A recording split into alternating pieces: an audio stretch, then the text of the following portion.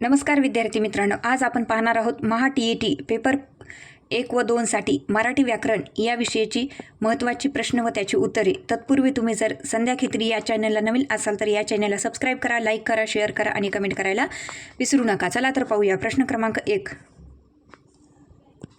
काठ्या शब्दाचे एकवचन कोणते आहे? बघा, काठ्या या शब्दाचे एकवचन कोणते आहे? बघा, आपण एक काय म्हणतो? काठी म्हणतो आणि अनेक काय असतात? काठ्या असतात. बरोबर आहे का नाही?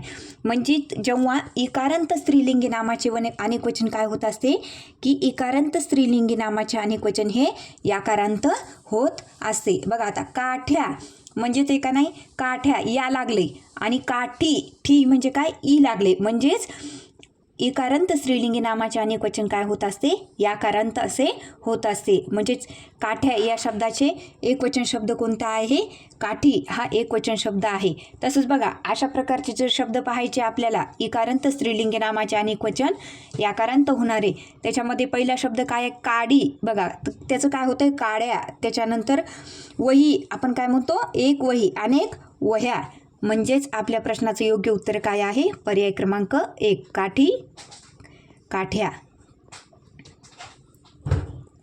प्रश्न क्रमांक 2. पुढे लिंग विचारानुसार जोड्या दिल्या आहेत, त्यातील चुकीचा पर्याय शोधा. बघा, पुढे लिंग वचनानुसार जोड्या दिलेल्या आहेत, त्यातील आपल्याला चुकीचा पर्याय ओळखायचा. आता बघा, एक काय? सुसर, सुसरा. हे शक्य नसते, कारण की सुसर सुसरा कधीच नसते. त्याच्यानंतर शिक्षक, शिक्षिका हे काय आहे? बरोबर आहे. त्याच्यानंतर वानर, वानरी हे पण काय आहे? बरोबर आहे. आणि त्याच्यानंतर भाऊ, वहिनी म्हणजे हे पण काय आहे? बरोबर आहे. परंतु सुसर आणि सुसरा असं कधीच नसते. तर काही शब्द काय असतात की स्त्रीलिंगी व पुल्लिंगी असून सुद्धा ते स्त्रीलिंगी मानले जातात. आता बघा, जसे जळू, आपण काय म्हणतो? एक जळू, अनेक जळवा. एक पिसू, अनेक पिसवा. मैना, त्याच्यानंतर सुसर, घूस इत्यादी शब्द काय आहेत? ते स्त्रीलिंगी मानले जातात. म्हणजेच आपल्या प्रश्नाचं योग्य उत्तर काय आहे? पर्याय क्रमांक 1, सुसर, सुसरा.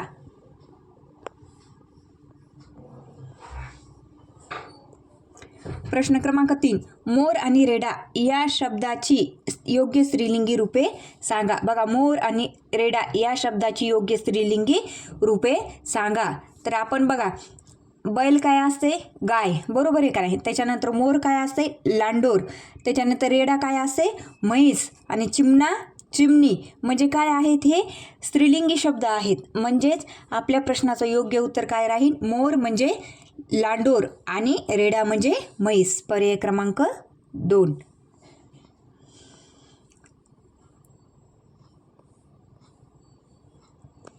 प्रश्न क्रमांक 4. भीमाने मुष्टियुद्धात बकासूरला ठार मारून टाकले. भीमाने मुष्टियुद्धात बकासूरला ठार मारून टाकले या वाक्यातील कर्ता ओळखा. बघा, कर्ता म्हणजे काय? तर क्रियापदातील धातूला जेव्हा नारा, नारी, नारी हे प्रत्यय जोडून कोण व काय ने प्रश्न विचारला जातो तेव्हा येणारे उत्तर काय असते? हे कर्ता असते व त्यालाच आपण उद्देश असं सुद्धा म्हणतो. तर बघा, बकासूरला ठार मारून टाकणारा कोण आहे? भीम आहे. बरोबर आहे का नाही? म्हणजेच या वाक्यामध्ये कर्ता कोण आहे? तर भीम हा काय आहे? कर्ता आहे. पर्याय क्रमांक 1, भीम.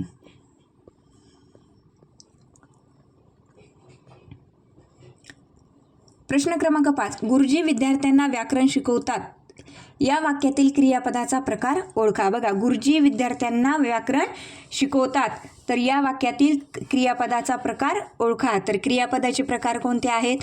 सकर्मक क्रियापद, अकर्मक क्रियापद, द्विकर्मक क्रियापद. जेव्हा वाक्यात बघा, जेव्हा वाक्यामध्ये द्विकर्मक क्रियापद म्हणजेच काय? तर जेव्हा वाक्यामध्ये दोन कर्म किंवा कर्त्याकडून एकाच वेळी दोन घटकावर काय होत असते? क्रिया घडत असते, त्याला द्विकर्मक वाक्य असे म्हणतात. आता बघा, गुरुजीची विद्यार्थ्यांवर एक क्रिया घडायली आणि व्याकरण शिकवण्यावर एक क्रिया घडायली. म्हणजेच गुरुजींची 2 क्रिया घडायल्यात. बरोबर आहे का नाही? गुरुजी विद्यार्थ्यांना व्याकरण शिकवतात. म्हणजेच या वाक्यामध्ये काय आहेत? 2 कर्म व कर्त्याकडून काय घडायली की एकाच वेळी 2 घटकावर क्रिया घडायली, म्हणून त्याला द्विकर्मक क्रियापद असे म्हणतात. म्हणजेच हे वाक्य कोणत्या क्रियापदाचं आहे? तर द्विकर्मक क्रियापदाचं आहे. पर्याय क्रमांक 4.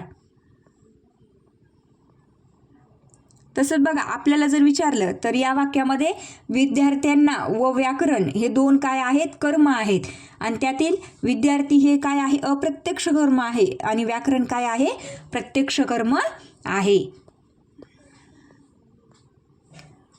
प्रश्न क्रमांक 6, पुढील वाक्यातील कंसात दिलेल्या शब्दाचा योग्य पर्याय शोधा. बघा, सर्वांसाठी जेवणाची व्यवस्था मोठ्या मांडवात करणे आली होती. बघा, आपण काय म्हणतो की सर्वांसाठी जेवणाची व्यवस्था मोठ्या मांडवात करण्यात आली होती. करण्यात असते, करणे असते का, नाही. म्हणजेच या प्रश्नाचं योग्य उत्तर काय राहील, पर्याय क्रमांक 3, करण्यात. प्रश्न क्रमांक 7, परिमळ या शब्दाचा समानार्थी शब्द कोणता आहे. बघा, परिमळ या शब्दाचा समानार्थी शब्द कोणता आहे, तर विवाह. विवाह काय आहे, हा लग्न या शब्दाचा समानार्थी शब्द आहे. त्याच्यानंतर प्रदक्षिणा म्हणजेच हा पण याचा समानार्थी शब्द नाही आहे. परिचय म्हणजे एखाद्या व्यक्तीला आपली ओळख करून देणे, ओळख हा शब्द परिचय या शब्दाचा समानार्थी शब्द आहे. परंतु परिमळ या शब्दाचा समानार्थी शब्द काय आहे, तर त्यालाच काय म्हणतात, सुगंध, वास. त्याच्यानंतर हे काय आहे, तर पर्याय क्रमांक 2, परिमळ म्हणजेच काय, तर सुगंध. प्रश्न क्रमांक 8, माझ्या दादाने मला एक पुस्तक पाठवले, त्यात रंगीत चित्रे होती. बघा, माझ्या दादाने मला एक पुस्तक पाठवले, त्यात रंगीत चित्र होती. वरील 2 वाक्याचे केवल वाक्य करा. बघा, आता केवल वाक्य म्हणजे काय, तर ज्या वाक्यामध्ये फक्त एकच उद्देश, कर्ता व एकच विधेय म्हणजे क्रियापद असते, त्यास काय म्हणतात, केवल वाक्य किंवा शुद्ध वाक्य असे म्हणतात. ज्या वाक्यात केवल वाक्य म्हणजे काय, हे सुद्धा प्रश्न बऱ्याच परीक्षेत विचारण्यात आलेला आहे. बघा, व्याख्या देऊन की केवल वाक्य कशाला म्हणतात, तर ज्या वाक्यामध्ये एकच उद्देश, कर्ता व एकच विधेय क्रियापद असते, त्या वाक्यास केवल वाक्य व किंवा शुद्ध वाक्य असे म्हणतात. बघा, आता याच्यामध्ये माझ्या दादाने मला रंगीत चित्राचे एक पुस्तक पाठवले. बघा, माझ्या दादाने मला एक रंगीत चित्राचे एक पुस्तक पाठवले, हे काय आहे, केवल वाक्य आहे. कारण की अर्थाच्या पण दृष्टीने हे वाक्य बरोबर आहे आणि उत्तराच्या दृष्टीने पण हे वाक्य काय आहे, बरोबर आहे. पर्याय क्रमांक 2.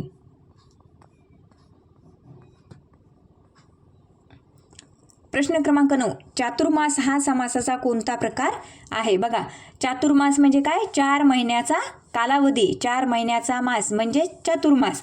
तर हे काय आहे, तर द्विगु समासाचं उदाहरण आहे. का द्विगु समासाचं उदाहरण आहे, तर समासाचे अव्ययभावी समास आपण कशाला म्हणतो, की ज्या समासामध्ये पहिले पद काय असते, प्रथम असते, प्रथम असते, त्याला अव्ययभावी समास असे म्हणतात. उदाहरणार्थ अजन्म, जन्मापासून, अमरण, मरेपर्यंत.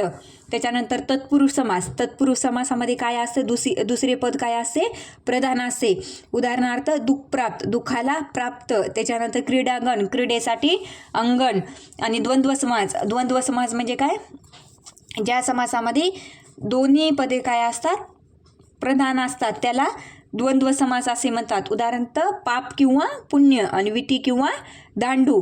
आणि द्विगु समास म्हणजे काय, तर ज्या समासातील पहिले पद काय असते, क्रियाविशेषण असते आणि संख्याविशेषण असते व त्या सामासिक शब्दातून काय होत असतो, की त्या सामासिक शब्दातून एक समूह निश्चित केला जातो, त्याला काय म्हणतात, द्विगु समास असे म्हणतात. आता आपल्याला इथं दिले चातुर्मास म्हणजे 4 महिन्याचा कालावधी, नवरात्र 9 दिवसाचा समूह, पंचवटी 5 वडांचा समूह, त्रिभुवन 3 भुवनाचा समुदय. म्हणजेच आपल्या प्रश्नाचं योग्य उत्तर काय राहील, पर्याय क्रमांक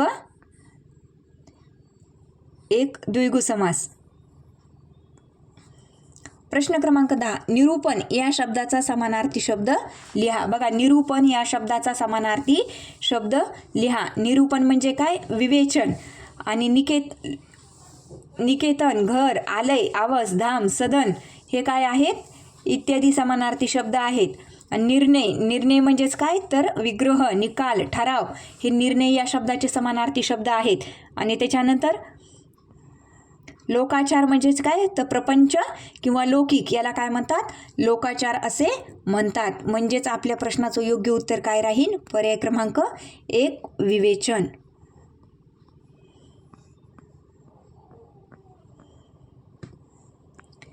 प्रश्न क्रमांक 11,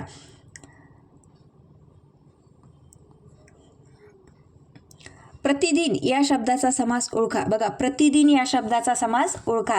जेव्हा समासातील मी म्हणलं बघा, पहिले पद काय असते, अव्यय असून ते महत्त्वाचे असते व प्रधान असते व या सामासिक शब्दाचा उपयोग हा क्रियाविशेषणासारखा केला जातो, तेव्हा त्या समासाला काय म्हणतात, अव्ययभावी असे समास असे म्हणतात. प्रतिदिन म्हणजे काय, प्रत्येक दिवसाला, प्रत्येक दिवशी, अजन्म, जन्मापासून, जन्मभर हे शब्द काय आहेत, तर अव्ययभावी समासाचे उदाहरण आहेत. म्हणजेच प्रतिदिन या शब्दाचा समास कोणता आहे, तर अव्ययभावी समास. पर्याय क्रमांक 4.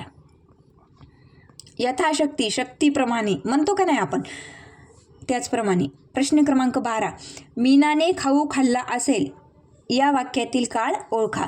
बघा, मीनाने खाऊ खाल्ला असेल आपल्याला निश्चित माहीत आहे का, नाही.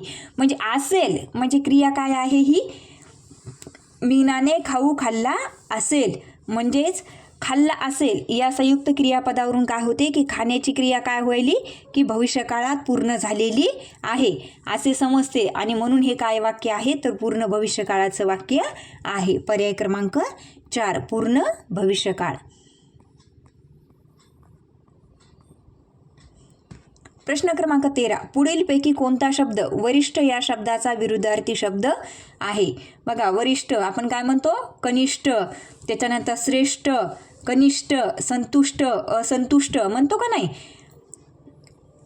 तर वरिष्ठ या शब्दाचा विरुद्धार्थी शब्द काय आहे, कनिष्ठ. पर्याय क्रमांक 2. प्रश्न क्रमांक 14. ययाती या कादंबरीचे लेखक कोण आहेत. बघा, हा प्रश्न बऱ्याच परीक्षेत विचारलेला आहे. ययाती या कादंबरीला विसा खाडेकर यांना, ययाती या कादंबरीचे लेखक कोण आहेत, तर ययाती या कादंबरीचे लेखक कोण आहेत, तर विसा खाडेकर हे ययाती या कादंबरीचे लेखक आहेत. तसेच रणजित देसाई यांची कोणती कादंबरी आहे, राधेय, श्रीमान योगी, स्वामी ह्या काय आहेत, रणजित देसाई यांच्या कादंबऱ्या आहेत. त्याच्यानंतर शिवाजी सावंत यांची छावा, मृत्युंजय, त्याच्यानंतर गोनी दांडेकर यांची मोगरा, फुलला, शितू, त्रिपदी या कादंबऱ्या काय आहेत, प्रसिद्ध आहेत. तसेच विसा खाडेकर यांची कोणती कादंबरी आहे, तर ययाती ही कादंबरी प्रसिद्ध आहे. पर्याय क्रमांक 1, विसा खाडेकर.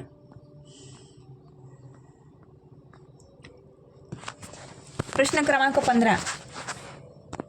रामाने झाडाचा आंबा तोडून खाल्ला या वाक्यातील प्रयोग ओळखा. बघा, रामाने झाडाचा आंबा तोडून खाल्ला या वाक्यातील प्रयोग ओळखा. बघा, खाणारा कोण आहे, राम आहे. काय खाल्ला, आंबा खाल्ला. म्हणजेच या वाक्यामध्ये कर्मणी प्रयोग आलेला आहे. का कर्मणी प्रयोग आलेला आहे, तर कर्मणी प्रयोगात कर्म काय असते, प्रथमांत असते, आणि कर्ता प्रथमांत कधीच नसतो, तर तो काय असतो, कर्माच्या तंत्राप्रमाणे चालतो. आणि दिलेल्या वाक्यामध्ये आंबा काय आहे, हे कर्म, कारण की खाणारा कोण आहे, राम आहे. बरोबर आहे का नाही, म्हणजे राम काय आहे, कर्ता आहे. आणि काय खाल्ले त्यानं, तर आंबा खाल्ला. म्हणजेच खाल्ला हे काय आहे, क्रियापद आहे.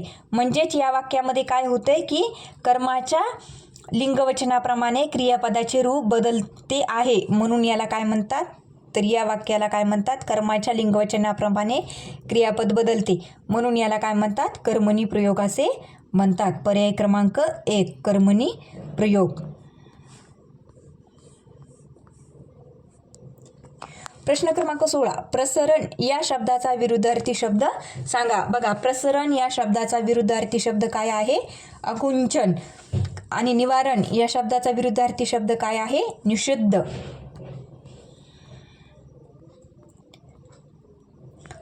प्रश्न क्रमांक 17. मी निबंध लिहित आहे या वाक्यातील काळ कोणता आहे ते लिहा. बघा, मी निबंध लिहित आहे म्हणजे क्रिया काय आहे, अपूर्ण आहे. तिचा पूर्ण असं आहे का की मी निबंध लिहिला आहे, तर पूर्ण क्रिया असली असती. परंतु इथं काय आहे, मी निबंध लिहित आहे म्हणजे अपूर्ण क्रिया आहे. म्हणजेच हे वाक्य काय आहे, अपूर्ण वर्तमान काळाचे आहे. पर्याय क्रमांक 3. आणि या वाक्यामध्ये लिहित आहे, लिहिण्याची क्रिया काय आहे, वर्तमान काळात चालू आहे किंवा अपूर्ण असल्याचे समजते, म्हणून हा काय आहे, अपूर्ण वर्तमान काळ आहे. पर्याय क्रमांक 3. प्रश्न क्रमांक 18, सून या शब्दाचे अनेक वचन कोणते आहे? बघा, सून आपण काय म्हणतो? सून, सुना. एक काय असते? सून. कोणाची पण. तर अनेक काय असतात? सुना असतात. आणि काही अकारांत स्त्रीलिंगी नामाचे अनेक वचन इकारांत होत असते. बघा, काही अकारांत स्त्रीलिंगी नामाचे अनेक वचन काय होत असते? इकारांत होत असते. आणि काही अकारांत नामाचे अनेक वचन सुद्धा काय होत असते? आकारांतच होत असते. बघा, वेळ आपण काय म्हणतो? वेळा म्हणतो का नाही? तसंच सून या शब्दाचे अनेक वचन काय आहे? सुना. पर्याय क्रमांक 1. त्याच्यानंतर बघा, वीट आपण काय म्हणतो? एक वीट, अनेक विटा, एक बहीण, अनेक बहिणी, एक पाल, अनेक पाली. प्रश्न क्रमांक 19, मुलींनी आता शाळेत जावे या वाक्यातील प्रयोग कोणता? बघा, मुलींनी आता शाळेत जावे या वाक्यातील प्रयोग कोणता? बघा, जेव्हा क्रियापदाचे रूप हे कर्त्याच्या किंवा कर्माच्या लिंगवचनाप्रमाणे बदलत नसून ते काय असते? तृतीय पुरुषी नपुंसकलिंगी एकवचनी असून स्वतंत्र असते, तेव्हा या अशा वाक्यरचनेस काय म्हणतात? भावे प्रयोग असे म्हणतात. आणि या वाक्यामध्ये मुलींनी आता शाळेत जावे म्हणजेच काय आहे? क्रियापद बदलत नाही, म्हणून या वाक्याचा प्रयोग कोणता आहे? भावे प्रयोग आहे. कारण की या वाक्यामध्ये जावे हाच काय आहे? क्रियापदाचा भाव आहे. जावे हे काय आहे? क्रियापदाचा भाव आहे, त्याला प्राधान्य आहे. त्या मानाने कर्ता व कर्म काय आहे? दोन्हीही गौण आहेत. पर्याय क्रमांक 3 भावे प्रयोग. प्रश्न क्रमांक 20, पुढील वाक्यातील शब्दाचा अचूक पदक्रम असलेले वाक्य ओळखा. बघा, पुढील वाक्यातील अचूक पदक्रम असलेले वाक्य ओळखा. बघा, पहिलं काय? का कोण करू शकेल ममतेची बरोबरी आईच्या? हे वाक्य काय चूक आहे, कारण की वाक्यरचना ही बरोबर नाही आहे. दुसरं काय आहे? कोण बरोबरी शकेल आईच्या ममतेची करू का? हे पण वाक्य चूक आहे. का चूक आहे? कारण की ही पण वाक्यरचना काय आहे? बरोबर नाही. तिसरी काय आहे? ममतेच्या आईची बरोबरी कोण करू शकेल का? हे पण काय आहे? चूक आहे. परंतु चौथं वाक्य बघा, आईच्या ममतेची बरोबरी कोण करू शकेल का? हे वाक्य काय आहे? अगदी बरोबर आहे. पर्याय क्रमांक 4. अशाच नवनवीन व्हिडिओसाठी संध्या खित्री या चॅनलला विद्यार्थी मित्रांनो सबस्क्राईब करा, लाईक करा, शेअर करा आणि कमेंट करायला विसरू नका. धन्यवाद.